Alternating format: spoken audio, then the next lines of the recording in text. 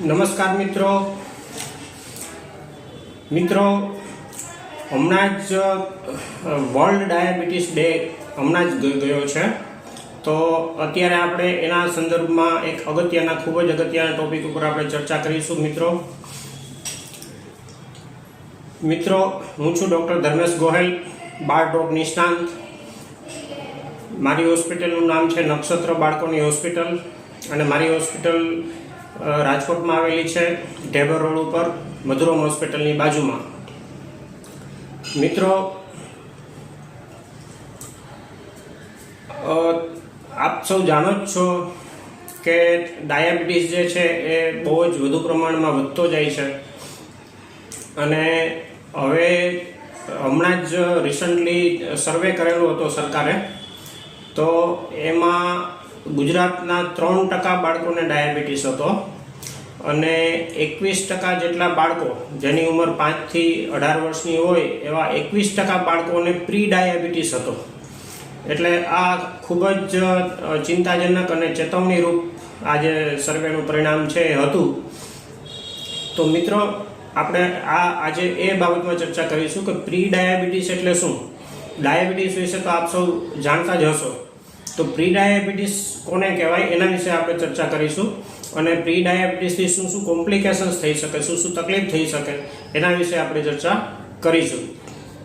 તો મિત્રો, pre diabetes જે છે એ બેઝિકલી ડાયાબિટીસ પહેલાંની કન્ડિશન છે કે કોઈ પણ વ્યક્તિને ડાયાબિટીસ થાય તો પહેલાં એમને પ્રી ડાયાબિટીસ થાય અને જ્યારે પ્રી ડાયાબિટીસ થયું હોય ત્યારે જ જો એનું પ્રોપર નિદાન કરવામાં આવે, પ્રોપર સારવાર કરવામાં આવે તો એ વ્યક્તિમાં આપણે ભવિષ્યમાં ડાયાબિટીસ થવાના ચાન્સીસ બહુ ઘટી જતા હોય છે. તો મિત્રો, પ્રી ડાયાબિટીસ જે છે એનું નિદાન કરવું ખૂબ જ અઘરું છે. શું કામ? તો મોટાભાગના કિસ્સામાં એના કોઈ પણ જાતના લક્ષણો જોવા મળતા નથી. 90% બાળકોમાં કે ઇવન મોટી ઉંમરના કોઈ પણ વ્યક્તિમાં જો પ્રી ડાયાબિટીસ હોય તો એના કોઈ પણ પ્રકારના લક્ષણો જોવા મળતા નથી.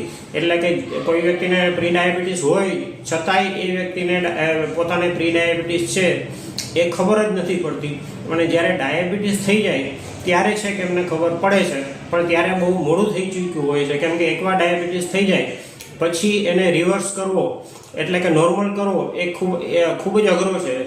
જોકે ડાયાબિટીસને પણ રિવર્સ કરી શકાય છે, એવું નથી કે એને રિવર્સ ન જ થઈ શકે, પણ રિવર્સ ડાયાબિટીસ થઈ ગયા પછી એને રિવર્સ કરવો, નોર્મલ કરવો એ ખૂબ જ અઘરી વાત છે. જ્યારે પ્રી ડાયાબિટીસ છે જો ત્યારે જ નિદાન પકડાઈ જાય તો એ પ્રી ડાયાબિટીસને રિવર્સ કરવો, પ્રી ડાયાબિટીસને નોર્મલ કરવો એ પ્રમાણમાં સહેલું છે. તો મિત્રો, પ્રી ડાયાબિટીસ ના કોઈ લક્ષણો તો નથી, પણ છતાંય અમુક 5-10% કેસીસમાં એના લક્ષણો જોવા મળતા હોય છે કે બાળકને ભૂખ વધુ લાગે, બાળકનું વજન પ્રમાણમાં વધતું જાય, બાળકને તરસ વધુ લાગે, ઘણીવાર બાળક આમ થાકી જતું હોય એવું લાગે, ઘણીવાર એના હાથ પગમાં ઝણઝણાટી થાય, ઘણીવાર એને આંખે ઝાંખું દેખાય. આ ટાઈપના લક્ષણો અમુક ટકા કેસીસમાં જોવા મળતા હોય છે. બાકી મોટાભાગના કેસીસમાં પ્રી ડાયાબિટીસમાં કોઈ પણ પ્રકારના લક્ષણો જોવા મળતા નથી. તો જો લક્ષણો જોવા નથી મળતા તો પછી પ્રી ડાયાબિટીસનું નિદાન કઈ રીતે કરવું? તો એનો એકમાત્ર ઉપાય છે કે બાળકની તપાસ આપણે કરીએ અને જરૂર લાગે તો એના આપણે રિપોર્ટ કરીએ તો જ ખબર પડે કે એમને પ્રી ડાયાબિટીસ છે કે પ્રી ડાયાબિટીસ નથી.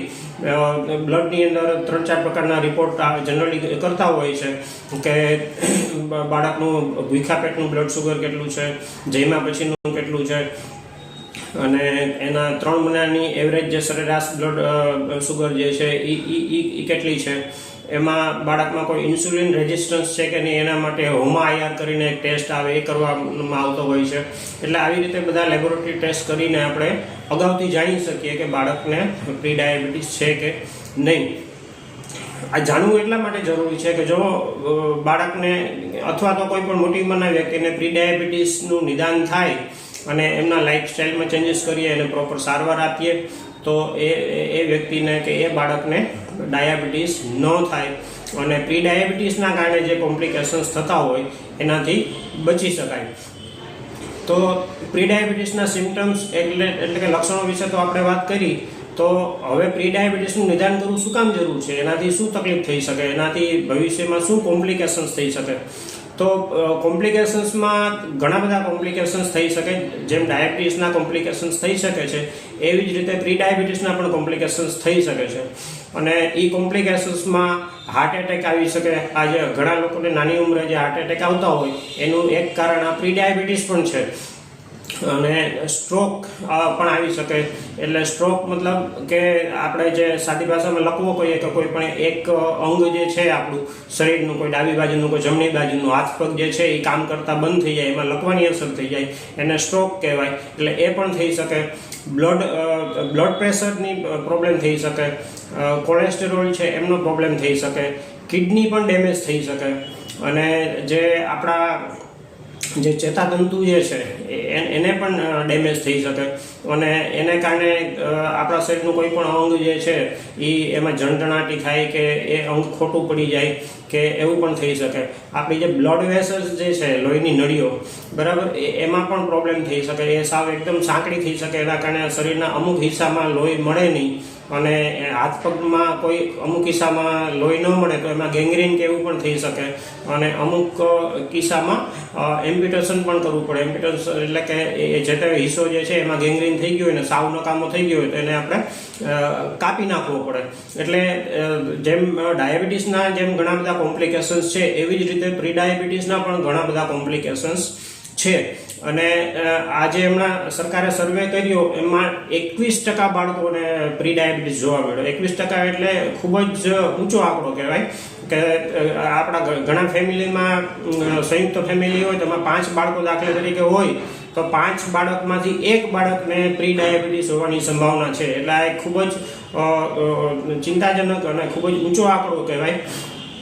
એટલે એનું નિદાન કરાવવું ખૂબ જ જરૂરી છે. ને એના માટે રિપોર્ટ, આપણે જે બાળકને કોઈ પણ પ્રકારનો પ્રોબ્લેમ ના હોય છતાંય એનું આપણે જે નોર્મલ હેલ્થ ચેકઅપ આપણે જે કરાવીએ તો જ આ વસ્તુ આપણે એનું પ્રી ડાયાબિટીસ છે કે પ્રી ડાયાબિટીસ નથી એ ખબર પડતી હોય છે.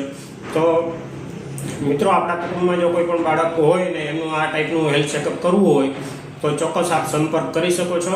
મારી હોસ્પિટલમાં બધી સગવડ છે. આપણે બધા ટાઈપના રિપોર્ટ આપણે અહીંયા કરતા હોઈએ છીએ અને બધા પ્રકારનું નિદાન પણ બાળકોનું કરતા હોઈએ છીએ. તો મિત્રો, આ જ જે પ્રી ડાયાબિટીસ છે એના કારણ શું છે, શું કામ થાય છે બાળકોમાં પ્રી ડાયાબિટીસ, આટલું બધું વધુ પ્રમાણ શું કામ છે બાળકોનું? તો એનું મેઇન કારણ તો લાઇફસ્ટાઇલ જે છે બાળકોની, એ જે લાઇફસ્ટાઇલમાં જે ચેન્જીસ જે છે એના કારણે મોટાભાગે થતું હોય છે. અને લાઇફસ્ટાઇલમાં સુધારો આપણે કરીએ તો આ જે પ્રી ડાયાબિટીસ છે એને આપણે સંપૂર્ણપણે મટાડી શકીએ છીએ. આનું રિપોર્ટને નિદાન કરવાનું અગત્યનું શું કામ છે કે આ એવી કન્ડિશન છે કે જેનું 100% એનું ઉપચાર શક્ય છે, એની ટ્રીટમેન્ટ શક્ય છે કે બાળકને સાવ આપણે નોર્મલ કરી શકીએ. પ્રી ડાયાબિટીસ નિદાન થાય અને એની પ્રોપર આપણે ટ્રીટમેન્ટ આપીએ તો બાળક સાવ નોર્મલ થઈ શકે. ભવિષ્યમાં એને કોઈ પણ આ પ્રકારના કોમ્પ્લિકેશન્સ ન થાય. ભવિષ્યમાં એને ડાયાબિટીસ પણ ન થાય. એ ટાઈપની આપણે ટ્રીટમેન્ટ એને આપી શકીએ. જો પ્રી ડાયાબિટીસવાળા બાળકોને યોગ્ય સમયે નિદાન ન થાય અને પ્રી ડાયાબિટીસ છે એવું ને એની યોગ્ય ટ્રીટમેન્ટ ન મળે તો ભવિષ્યમાં એને ડાયાબિટીસ થવાની ચાન્સીસ પણ રહેતા હોય છે. મોટાભાગના પછી આવા પ્રી ડાયાબિટીસવાળા બાળકો અમુક 5 વર્ષ કે 10 વર્ષ પછી એ લોકોને ડાયાબિટીસ થઈ જતો હોય છે. તો મિત્રો, આ ખૂબ જ અગત્યનો મુદ્દો છે અને આપ શક્ય એટલું વધુને વધુ લોકોમાં આ પ્રી ડાયાબિટીસ વિશે જાગૃતિ ફેલાય એના માટે આપ વધુને વધુ લાઈક કરજો, શેર કરજો અને કોમેન્ટ કરજો મિત્રો.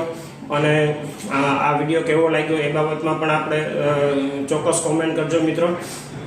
અને મારી યુટ્યુબ ચેનલ છે એની લિંક પણ અહીંયા મૂકું છું, એ પણ તમે ચોક્કસ સબસ્ક્રાઈબ કરજો મિત્રો. એમાં તમને આ ટાઈપના અલગ અલગ પ્રકારના વિડીયો તમને મળી રહેશે. નમસ્કાર મિત્રો.